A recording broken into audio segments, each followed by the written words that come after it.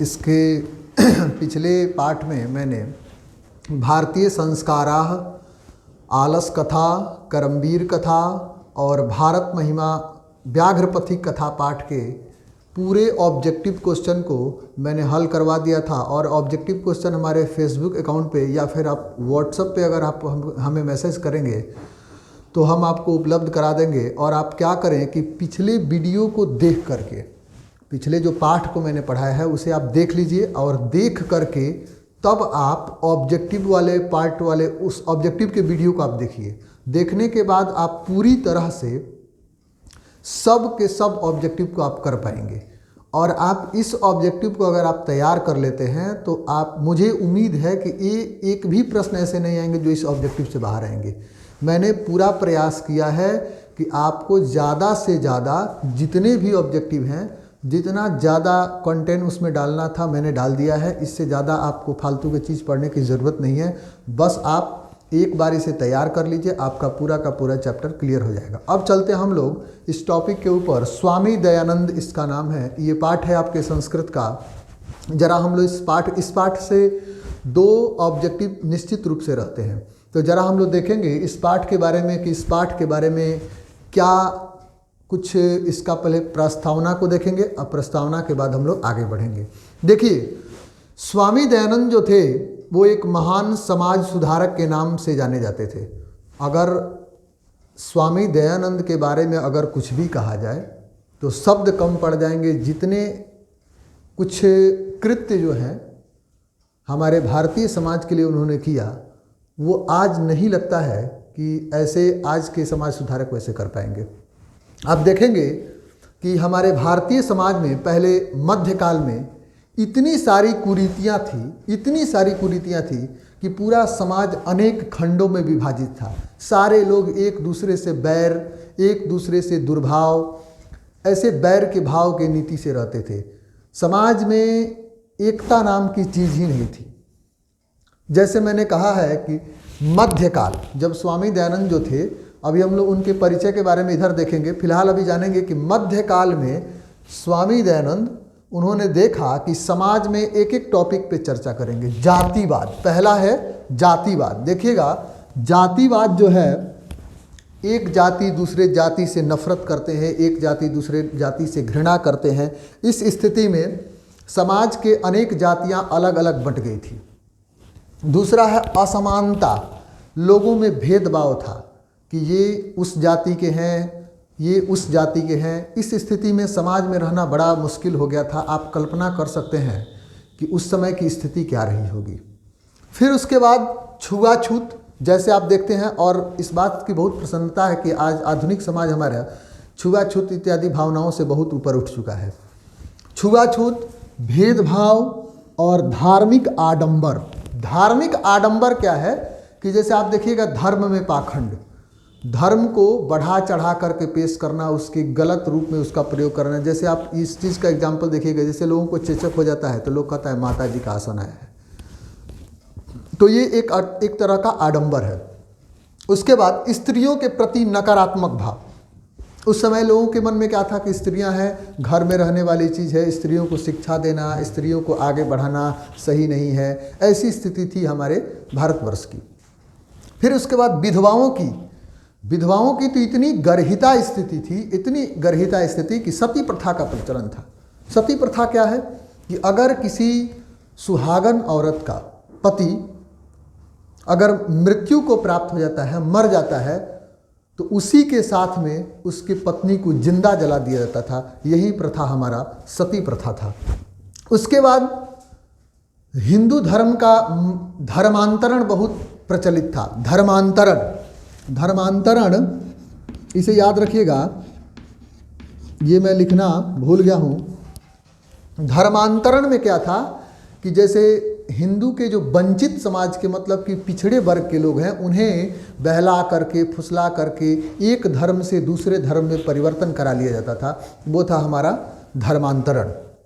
ये सारे हमारे मध्यकाल में ऐसी कुरीतियाँ थी। इन कुरीतियों को दूर करने के लिए स्वामी दयानंद का जन्म हुआ। ये अपने आप में कुशाग्र बुद्धि के व्यक्ति थे। इनका बुद्धि इतना तीक्ष्ण था कि समय पे देखिएगा इनकी कहानी जब आप सुनेंगे आगे इस चैप्टर में, एक इनसे रोचक एक कहानी है जिसे आपको 2 नंबर का प्रश्न आएगा जो आप आराम से हल कर पाएंगे जब आप इस कहानी को सुन लेंगे। तो मैं उस कहानी पे आ रहा हूँ, जरा ध्यान दीजिएगा। हिंदू धर्म का यहाँ पे धर्मांतरण चल रहा था। मध्यकाल में क्वेश्चन पूछेगा, हमारे भारतीय समाज में मध्यकाल में कौन कौन सी कुरीतियाँ विद्यमान थी, तो आप लिख दीजिए जातिवाद, असमानता, छुआछूत, भेदभाव, धार्मिक आडंबर, स्त्रियों के प्रति नकारात्मक भावना, विधवाओं की अपमानजनक स्थिति, उसके बाद शिक्षा के प्रति कम झुकाव। उस समय पढ़ाई का कोई नाम ही निशान नहीं था, उतने अच्छे लोग पढ़ते ही नहीं थे, कुछ ही समाज के लोग जो पढ़ते रहते थे। फिर आते हैं तो अब पूछेगा क्वेश्चन कि स्वामी दयानंद ने समाज के लिए क्या किया, तो उन्होंने इन धार्मिक आडंबरों को, सती प्रथा को, इन सारी चीज़ों के लोगों के प्रति जागृति फैलाया और इन सब चीज़ों से लोगों को ऊपर उठाया।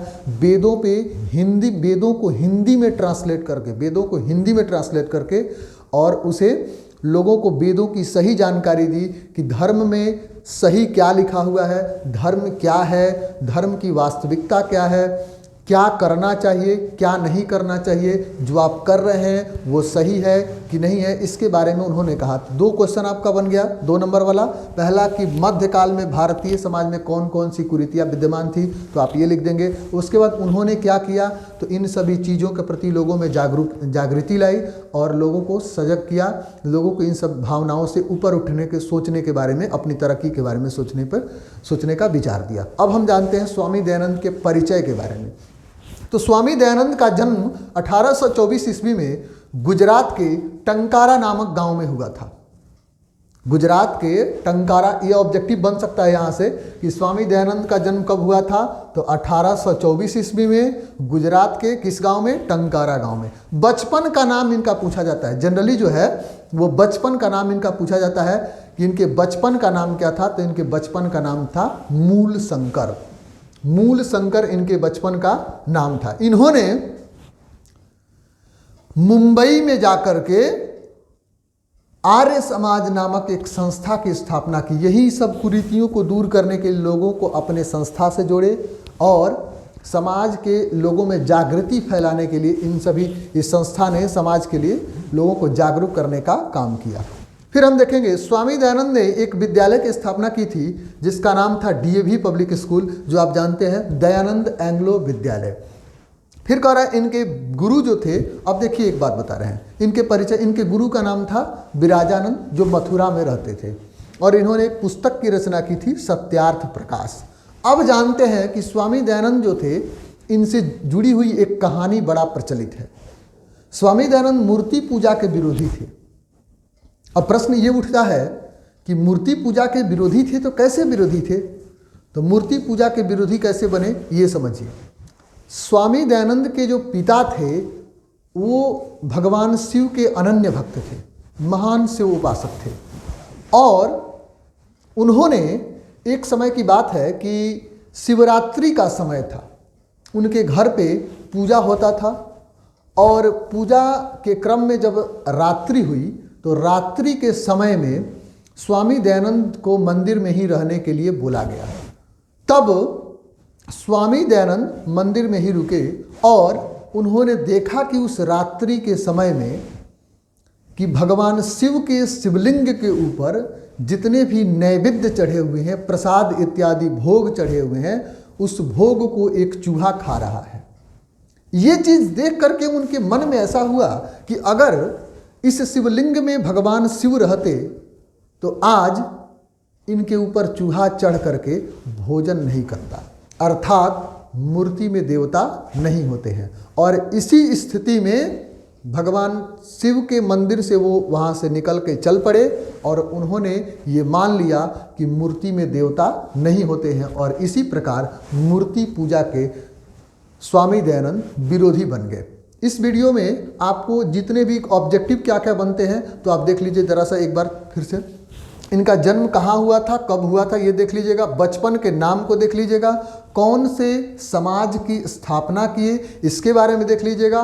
उसके बाद इन्होंने कौन से विद्यालय की स्थापना की, इनके गुरु का नाम क्या था और इन्होंने किस पुस्तक की रचना की, सो सत्यार्थ प्रकाश। क्वेश्चन 3 पूछेगा इससे सब्जेक्टिव में।